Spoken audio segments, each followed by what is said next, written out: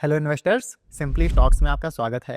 आज के वीडियो में हम एक डेटा सेंटर प्रॉक्सी बिजनेस पर बात करेंगे जो पिछले एक महीने से काफ़ी ट्रेंड कर रहा है। प्रॉक्सीज वो बिजनेसेस होते हैं जिन्हें डायरेक्टली एक मेन सेक्टर की ग्रोथ का फ़ायदा मिलता है। जैसे ऑटोमोबाइल मेन सेक्टर है तो ऑटो एंसेलरीज या ऑटो पार्ट्स बनाने वाली कंपनियां प्रॉक्सी बिजनेसेस हो गई। अगर ऑटो सेक्टर ग्रो करेगा तो ऑटो एंसेलरी बिजनेसेस भी अच्छा करेंगे। तो आज हम एक ऐसी ही कंपनी के बारे में बात करेंगे जो डेटा सेंटर थीम से रिलेटेड है। इस कंपनी ने यूएसए की एक बहुत मशहूर डेटा सेंटर टेक्नोलॉजी कंपनी वर्टिव के साथ एक्सक्लूसिव पार्टनरशिप करी है। इस पार्टनरशिप के अंडर ये वर्टिव के लिए डेटा सेंटर्स में इस्तेमाल होने वाला क्रिटिकल पार्ट बना रहे हैं। ये प्रोडक्ट्स पहली बार भारत में बन रहे हैं और इस कंपनी ने ये प्रोडक्ट्स वर्टिव के साथ मिलकर रिसर्च और डेवलपमेंट करके बनाए हैं। पर इससे पहले हम बिजनेस पर आएँ, एज अ स्टैंडर्ड डिस्क्लेमर, ये वीडियो किसी भी तरह से इस बिजनेस पर बाय सेल रिकमेंडेशन बिल्कुल भी नहीं है। हमारा मकसद आपको सिर्फ इस बिजनेस मॉडल को यहाँ समझाना है ताकि आप अपनी आगे की रिसर्च खुद से कर सकें। इसके साथ ही चलिए शुरू करते हैं। हम जिस बिजनेस को स्टडी करेंगे उसका नाम है एरोफ्लेक्स इंडस्ट्रीज। ये company steel, oil and gas, chemicals, ports और अन्य सेक्टर्स के लिए फ्लेक्सिबल फ्लो कंट्रोल सिस्टम्स बनाती है। बहुत ही आसान भाषा में समझें तो अगर आपको कोई मशीनरी प्लांट या इंडस्ट्री में कोई केमिकल, लिक्विड या गैस एक जगह से दूसरी जगह ट्रांसफ़र करनी है तो वहाँ ऐसे स्पेशल होजेस, बेलोज और असेंबलीज लगते हैं जो उस लिक्विड या गैस के लिए चैनल प्रोवाइड करते हैं और उनका फ्लो कंट्रोल करने में मदद करते हैं। एरोफ्लेक्स की इस बिजनेस में काफ़ी एक्सपर्टीज है। ये भारत से फ्लो कंट्रोल सिस्टम्स एक्सपोर्ट करने वाली सबसे बड़ी कंपनी है। बाकी ये डोमेस्टिकली भी टॉप सप्लायर्स में आते हैं। अब इसी फ्लो कंट्रोल सिस्टम में एक्सपर्टीज होने से एरोफ्लेक्स डेटा सेंटर बिजनेस में एंटर किया है। इन्होंने वर्टिव, जो कि डेटा सेंटर्स के लिए टेक्नोलॉजी और इंफ्रास्ट्रक्चर प्रोवाइड करने वाली यूएसए की बहुत बड़ी कंपनी है, उनके साथ मिलकर लिक्विड कूलिंग टेक्नोलॉजी के लिए पार्ट्स बनाना शुरू किया है। लिक्विड कूलिंग टेक्नोलॉजी कितनी बड़ी अपॉर्चुनिटी है और इसका स्कोप क्या है, ये समझने से पहले हम बस 2 मिनट लेकर यहाँ ये समझ लेते हैं पहले कि ये लिक्विड कूलिंग टेक्नोलॉजी है क्या और इसकी ज़रूरत है क्यों। तो जैसे कि आप जानते हैं, डेटा सेंटर्स में बहुत सारे सर्वर्स होते हैं जो हाई स्पीड पर कंप्यूटिंग और प्रोसेसिंग करते हैं। इतनी हैवी प्रोसेसिंग से काफ़ी गर्मी या हीट जनरेट होती है। पहले इस हीट को कंट्रोल करने के लिए और डेटा सेंटर्स की कूलिंग के लिए HVAC या वेंटिलेशन और एयर कूलिंग सिस्टम्स इस्तेमाल होते थे। लेकिन अब AI एप्लीकेशन और हाइपर कंप्यूटिंग की वजह से एक तो काफ़ी हाई कंप्यूटिंग होती है और पर GPU डेंसिटी भी काफ़ी ज़्यादा है, जिसके लिए एयर कूलिंग अब वायबल नहीं है। एयर कूलिंग सिस्टम्स को चौबीसों घंटे चलाने में काफ़ी ज़्यादा पावर कॉस्ट लगेगी। इसलिए डेटा सेंटर्स में अब लिक्विड कूलिंग सिस्टम्स लग रहे हैं जिसमें होजेस या पाइप्स के जरिए रैक्स तक कूलेंट पहुंचाया जाता है जो उन्हें ठंडा रखता है। आजकल 99% नए डेटा सेंटर्स में लिक्विड कूलिंग सिस्टम्स ही लगाए जा रहे हैं। इसलिए डेटा सेंटर सेक्टर को ट्रैक करते हुए लिक्विड कूलिंग सॉल्यूशंस का मार्केट भी काफ़ी तेज़ ग्रो कर रहा है। लिक्विड कूलिंग का टैम या मार्केट साइज कुछ अभी $3 बिलियन है और ये 33% CAGR से ग्रो कर रहा है। और इतना तेज़ी से ग्रो करते हुए अगले 6 से 7 सालों में ही टैम ही 7 गुना, मतलब लगभग $21 बिलियन का हो जाएगा। बाकी अगर हम भारत के लिए इस सेगमेंट का ग्रोथ रेट निकालेंगे तो वो तो और ज़्यादा आएगा, क्योंकि हमारे वहाँ अभी भी डेटा सेंटर मार्केट अपने बहुत अर्ली स्टेज में है।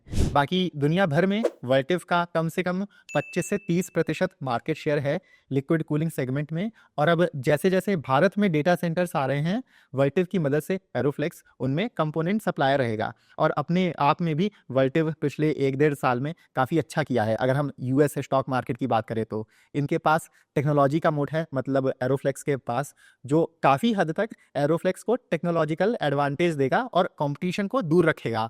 एरोफ्लेक्स के पास फ्लो कंट्रोल सिस्टम्स में 15 से 20 साल का एक्सपीरियंस है और इस दौरान इन्होंने कई खुद के सॉफ्टवेयर भी डेवलप किए हैं फ्लो सिस्टम्स के लिए।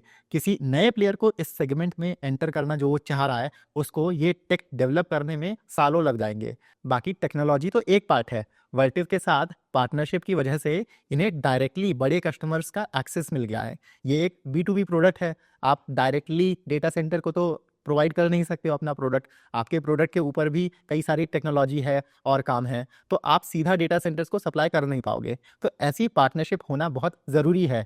बहुत ही कम कंपनियां हैं, मुश्किल से 5 6 7, जो ये लिक्विड कूलिंग सॉल्यूशंस पर काम कर रही हैं, जैसे कि वर्टिव, शनाइडर वगैरह। और अब एरोफ्लेक्स को उनमें एक की सप्लायर या प्रोवाइडर मिल गया है एज अ पार्टनर। और इसी दिशा में अपॉर्चुनिटी को देखते हुए एरोफ्लेक्स स्किड असेंबलीज, जो ये प्रोडक्ट का नाम है, उनकी और कैपेसिटी ला रहा है। इनके पास अभी 2000 यूनिट्स की कैपेसिटी है, जिसे ये बढ़ाकर 15,000 यूनिट्स तक ले जा रहे हैं। एक यूनिट लगभग 3 लाख रुपए का रहता है। ऐसे में पीक यूटिलाइजेशन पर यहाँ से 300 से 350 रुपए की सेल आ रही होगी इस सेगमेंट से।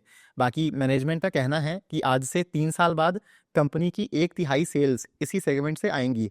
और क्योंकि ये हाई एंड, ज़्यादा बारीकी और इंजीनियरिंग वाला प्रोडक्ट है, तो यहाँ मार्जिन्स भी ज़्यादा होंगे। कंपनी अभी 20 से 21% एबिटा मार्जिन पर है, पर इस सेगमेंट में एबिटा मार्जिन 30-35% के ऊपर रहेगी। इसलिए आगे चल के इस डिवीजन को मिलाकर कंसोलिडेटेड बेसिस पर हमें एरोफ्लेक्स में मार्जिन एक्सपेंशन भी होते हुए दिखेगा। अब आगे हम एरोफ्लेक्स का वैल्यूएशन करेंगे, पर उससे पहले आपको एक बहुत ज़रूरी चीज़ समझनी है। कई रिटेल इन्वेस्टर्स क्या करते हैं कि वो बस आधे अधूरे ज्ञान को सुनकर एकदम उतावले हो जाते हैं। किसी से सुनेंगे कि फलाना स्टॉक सेमीकंडक्टर या डेटा सेंटर जैसे सेक्टर से है, किसी एस इन्वेस्टर ने भी पैसे लगाए हैं वगैरह वगैरह, और सीएमपी और चार्ट देखकर उस बिजनेस में एंट्री ले लेंगे, और वो भी बिना रिस्क समझे। और फिर रोज सुबह चार्ट्स देखते रह जाएंगे कि ऊपर गया या नीचे। लेकिन ये सही तरीका नहीं है इन्वेस्ट करने का। आपको उल्टा उस बिजनेस के रिजल्ट्स को ट्रैक करना है, कॉन कॉल सुननी है, और फिर न्यूज़ ट्रैक करनी है कि आपने जिस स्ट्रैटेजी से वहाँ एंट्री ली है, उस दिशा में बिजनेस क्वार्टर ऑन क्वार्टर सही दिशा में वो जा रहा है कि नहीं। ये सब देख के आपको डिसाइड करना होता है कि किसी स्टॉक में प्रॉफिट आप बुक करके निकल जाओ, या आपको बने रहना है, या थोड़ा बहुत लॉस खा के आपको बाकी की कैपिटल बचानी है। तो ये आपको डिसाइड करना होता है इस सब डेटा के बेसिस पर। लेकिन रिटेल इन्वेस्टर्स से ना इतनी मेहनत हो पाती है, ना इतना समय है उनके पास कि वो इतने सारे बिजनेसेस को ट्रैक करें। और इसी वजह से हमने सिंपली स्टॉक्स कम्युनिटी शुरू की थी, जहां हम अपने मेंबर्स के लिए 150 से ज़्यादा अच्छे अच्छे बिजनेसेस को ट्रैक करते हैं, उनके रिजल्ट्स एनालाइज करते हैं, कॉन कॉल्स पढ़ते हैं, मैनेजमेंट कमेंट्री सुनते हैं, और इस सब को आसान भाषा में समराइज करके बताते हैं। यहाँ हम अपना पोर्टफोलियो भी शेयर करते हैं और 1-on-1 सारे डाउट्स भी क्लियर करते हैं। लेकिन हम किसी भी कंपनी या स्टॉक पर बाय सेल कॉल्स नहीं देते हैं, हम सेबी रजिस्टर्ड नहीं है। हमारा काम सिर्फ आपको सही और पूरी इन्फॉर्मेशन देना है। अगर आप एक सीरियस इन्वेस्टर हैं या आपका पोर्टफोलियो बड़ा है, तो आप ये कम्युनिटी ज्वाइन कर सकते हैं। ये एक पेड कम्युनिटी है और इसमें 2 प्लान्स हैं, 6,000 रुपये का 6 महीने के लिए और 10,000 रुपये का साल भर के लिए। 6 महीने वाले प्लान में आपका महीने का रेट 1,000 रुपये पड़ेगा, और साल भर वाले में आपको मंथली रेट बस 850 रुपये पड़ेगा। अगर आप इंटरेस्टेड हैं तो आप इस नंबर पर व्हाट्सएप कर दीजिए, वरना आप नीचे दिए हुए लिंक से भी हमें कांटेक्ट करके ये कम्युनिटी ज्वाइन कर सकते हैं। चलिए अब हम वापस से अपनी डिस्कशन पर आते हैं और एरोफ्लेक्स का फटाफट से वैल्यूएशन भी कर लेते हैं।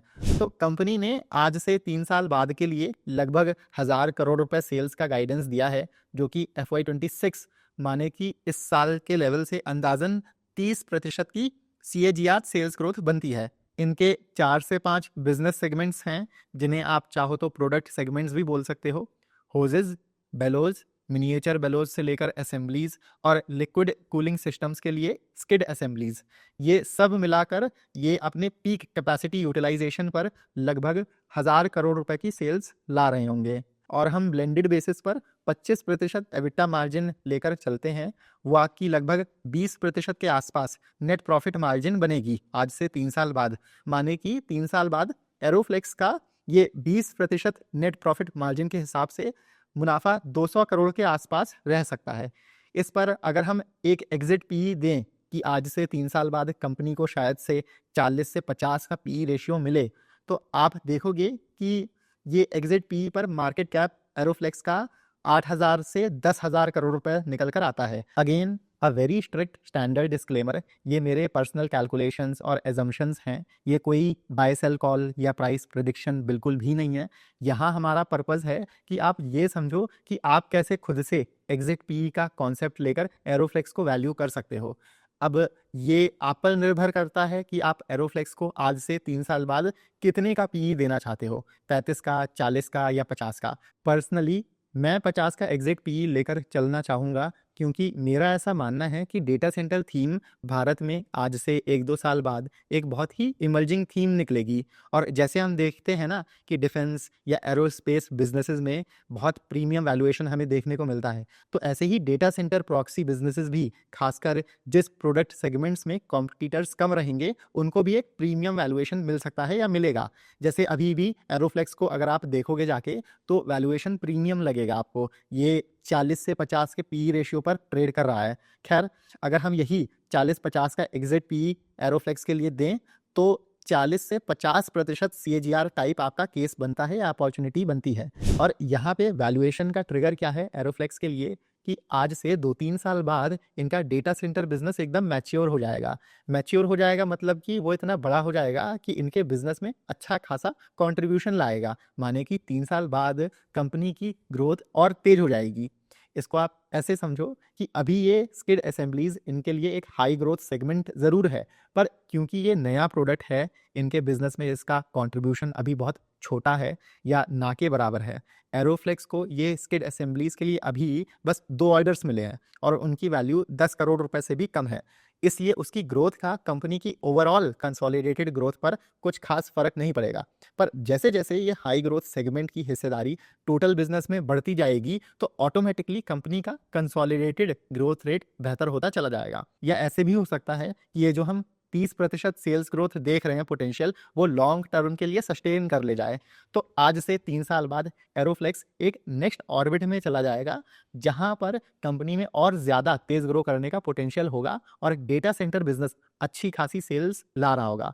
और लिक्विड कूलिंग सिस्टम्स तो एक टेक्नोलॉजी है जिसके एप्लीकेशंस कई सारे हो सकते हैं। ये टेक्नोलॉजी पिछले 4-5 सालों में ही आई है। उससे पहले ज़्यादातर आपके डेटा सेंटर्स एयर कूल्ड ही होते थे। आगे चल के इसके एप्लीकेशंस ईवी बैटरीज और सेमीकंडक्टर चिप्स की कूलिंग में भी हो सकते हैं। तो वो भी एक ट्रिगर है कि आगे चल के एरोफ्लेक्स के लिए कई और सारे सेक्टर्स अनलॉक हो सकते हैं। पर जब तक ये स्किड असेंबलीज का बिजनेस बड़ा नहीं हो जाता है, तब तक एरोफ्लेक्स में रिस्क है इनका यही इंडस्ट्रियल लेगेसी बिजनेस, जिसमें ये होजेज, बेलोज वगैरह सप्लाई करते हैं। अब क्योंकि ये एक B2B बिजनेस है, वो भी इंडस्ट्रियल प्रोडक्ट्स, तो अगर इकोनॉमिक स्लोडाउन आता है या जो एंड सेक्टर है वहाँ दिक्कतें आती हैं, जैसे कि स्टील सेक्टर डाउन साइकिल में चला गया, ऐसे में एरोफ्लेक्स के रिजल्ट्स खराब हो सकते हैं। उसकी वजह से मीडियम टर्म में हमें कभी भी यहाँ पर वॉलेटिलिटी देखने को मिल सकती है। जैसे इनका ज़्यादातर बिजनेस एक्सपोर्ट से आता है और एक्सपोर्ट्स में भी अमेरिका का बड़ा कंट्रीब्यूशन है। तो जब टैरिफ्स लगे थे, इनके बिजनेस पर इफेक्ट पड़ा था। तभी आप देखोगे कि इस साल अप्रैल से दिसंबर के महीनों में सेल्स इनकी बस 10% ग्रो करी हैं। पर अब टैरिफ रिलेटेड अनसर्टेनिटी नहीं है, तो आगे चलकर एरोफ्लेक्स अच्छा कर सकता है।